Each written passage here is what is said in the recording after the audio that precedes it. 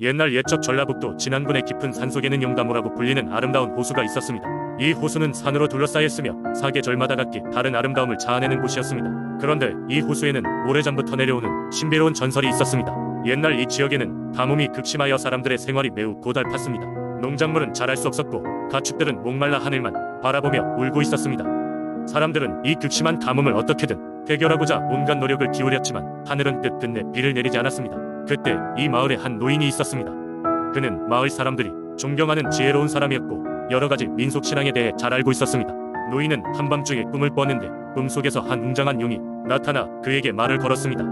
용은 내가 살고 있는 호수에 큰 돌이 하나 있는데 그 돌을 치우고 제단을 쌓아 나에게 제물을 바치면 가뭄은 끝날 것이다 라고 말하였습니다. 꿈에서 깨자마자 노인은 마을 사람들을 모아 꿈에서 본 내용을 이야기했습니다. 마을 사람들은 노인의 말을 귀담아 듣고 용의 말을 따르기로 결정하였습니다. 다음날 마을 사람들은 모두 용담호로 향했고 용이 꿈에서 언급한 돌을 찾기 시작했습니다. 그 돌은 호수가 가장 깊숙한 곳에 위치해 있었고 상당한 크기였기 때문에 치우기가 아주 어려웠습니다. 하지만 마을 사람들은 협력하여 그 돌을 치우고 그곳에 나무와 돌을 이용해 제단을 쌓았습니다. 제단이 완성되자 노인은 정성껏 마을에서 기른 곡식과 과일을 제물로 올렸습니다. 제단 주위로 온 마을 사람들이 모여 함께 기도를 올리고 노래를 불렀습니다. 그 순간 하늘이 어두워지더니 갑작스럽게 천둥과 번개가 치기 시작했습니다. 그리고는 장대비가 쏟아져 내리기 시작한 것입니다. 마을 사람들은 기뻐하며 서로 부둥켜 안고 감사의 눈물을 흘렸습니다.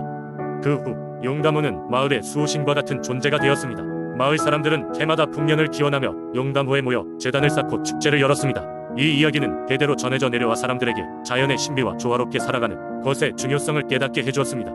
오늘날에도 많은 사람들이 용담호를 찾아가 그의 아름다움을 감상하며 옛날 이야기 속에 담긴 교훈을 되새기곤 합니다. 두 번째 이야기. 옛날 옛적 영동의 깊은 산속에는 무성한 숲과 맑은 강물이 흐르는 평화로운 마을이 있었다. 이 마을 사람들은 농사를 짓고 고기를 잡으며 자연과 조화를 이루며 살았다. 그러나 이들에게는 특별한 비밀이 하나 있었으니 그것은 마을 근처에 있는 커다란 호수였다. 이 호수에는 9마리의 용이 살고 있었고 사람들은 그들을 부룡이라 불렀다.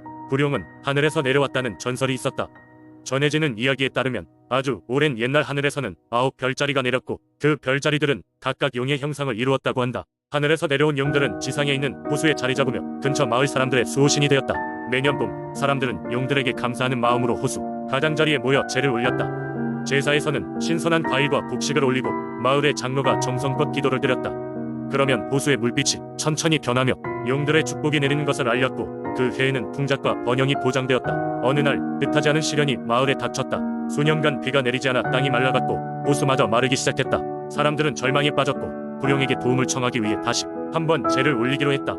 그러나 이번에는 용들이 아무 반응도 보이지 않았다. 사람들은 걱정에 빠진 채 지혜로운 노장에게 도움을 구했다. 노장은 그동안 전해지는 옛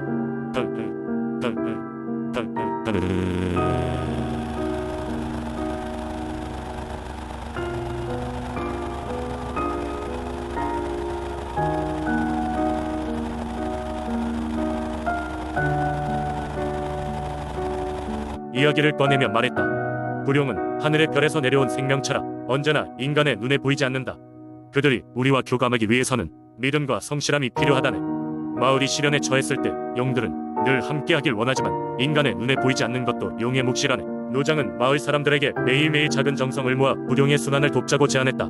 사람들은 각자 맡은 일에서 가능한 한 물을 절약하고 남은 물을 조금씩 모아 호수로 돌려보냈다. 그들은 서로 의지하며 힘을 모아 마치 신에게 기도를 드리듯이 마음을 모았다. 몇 주가 지나고 드디어 하늘에 검은 구름이 끼기 시작했다. 마침내 비가 내리기 시작했고 마른 땅은 다시 생명을 얻었다. 사람들의 노력과 신뢰가 부룡이 마음에 닿았던 것이다. 비가 그치고 호수 가장자리에는 9마리의 용이 하늘로 날아오르는 형상이 나타났다. 평화롭고 아름다운 그 장면은 마을 사람들이 그토록 바라던 바였다. 그 후로 마을 사람들은 매년 부룡의 전설을 새기며 서로 돕고 믿음을 지키기로 약속했다. 그들은 그 어떤 어려움이 찾아오더라도 함께 이겨낼 수 있을 거라는 굳은 믿음을 갖게 되었다. 그리고 매년 봄마다 호수 가장자리에서 그들의 감사와 희망을 담은 제사를 올리며 부룡에게로부터 지속적인 축복을 구했다. 세 번째 이야기. 옛날 옛적 대구의 산속 깊은 곳에는 용담사라는 작은 사찰이 있었다. 이 사찰은 주변 마을 사람들에게 신비롭고 신령한 신앙의 중심지로 알려져 있었고 용담사는 자연의 정력, 특히 산신령과 깊은 유대관계를 가지고 있었다고 전해진다. 용담사는 무엇보다 그곳의 승려 인현종 스님으로 유명했다. 그는 어려서부터 산속에서 자란 덕분에 자연과의 교감이 남다른 인물이었다. 현종 스님은 늘 산을 오르고 나무와 돌에 기도를 올리며 자연 속에서 신령의 메시지를 받는다고 했다. 마을 사람들은 그가 전하는 신령의 메시지를 귀히 여겼고 그를 통해 자신들의 신앙을 키워갔다. 어느 날 대구에는 오랜 가뭄이 이어졌다. 강과 시냇물이 마르고 논과 밭은 쩍쩍 갈라졌다. 마을 사람들은 날마다 비를 기원하며 하늘을 올려다보았지만 하늘은 아무런 응답도 주지 않았다. 그때 현종 스님이 일어섰다. 산신령께 구하러 가야 할 때가 왔습니다. 그는 이렇게 말하며 용담 사이 깊은 숲으로 들어갔다. 숲 속 가장 깊은 곳에 이르면 거대한 은행나무 한 그루가 있었다. 이 나무는 오래전부터 신령이 깃드는 신목으로 존경받아왔다. 현종 스님은 나무 앞에 앉아 명상에 들었다. 그는 속으로 간절히 비를 내려달라고 요청하며 산신령께 기도를 올렸다. 몇 시간이 흘렀고 해는 서서히 저물기 시작했다. 그때 갑자기 바람이 숲을 휘몰아쳤고 은행나무의 잎사귀들이 우수수 떨어지기 시작했다. 그 순간 눈앞에 한 노인의 형상이 나타났다. 장엄하면서도 따뜻한 미소를 띤 산신령이었다. 산신령은 말없이 현종 스님의 기도를 들었고 머리를 끄덕여 사라졌다. 마치 신호였던 것처럼 그날 밤부터 하늘은 어둡게 변하기 시작했고 곧 장대비가 내려 마을과 대지를 적셨다. 오랜 가뭄을 해소하는 비는 며칠간 이어졌고 마을 사람들은 모두 현종 스님과 산신령에게 감사의 기도를 드렸다. 이후로도 용담산은 마을 사람들에게 자연과 신령 그리고 인간 사이의 깊은 연결을 상징하는 장소로 남아있었다. 사람들이 삶의 어려움을 겪을 때마다 산신령에게 도움을 청하기 위해 많은 이들이 용담사를 방문했고 현종 스님은 그들에게 정신적 지주가 되어주었다. 그리고 이렇게 전해진 전설은 대구 지역의 뿌리 깊은 민속신앙으로 남아 오늘날까지도 많은 사람들에게 영향을 끼치고 있다. 네 번째 이야기. 옛날 옛적 산 좋고 물 맑은 강원도 정선에는 신비한 일들이 자주 일어나는 작은 마을이 있었다. 정선은 첩첩이 산으로 둘러싸여 있어 외부와 연결되는 길이 적었고 그로 인해 주민들은 오랜 세월 동안 독특하고 비밀스러운 민속신앙을 지켜왔다. 마을에는 오랜 전설이 내려왔다. 마을 어깨에는 다리 없는 여인이라는 불령이 산다는 이야기였다. 마을 사람들은 그녀를 무다리 안악이라 불렀다. 그녀는 옛날 이 마을에 살았던 불행한 여인의 영혼이었다고 전해졌다. 긴 세월 전 그녀는 이 마을에서 가장 아름답고 착한 여인으로 손꼽혔다. 그녀는 마을 젊은이 중에서도 가장 어질다는 남자와 사랑에 빠져 결혼하였다.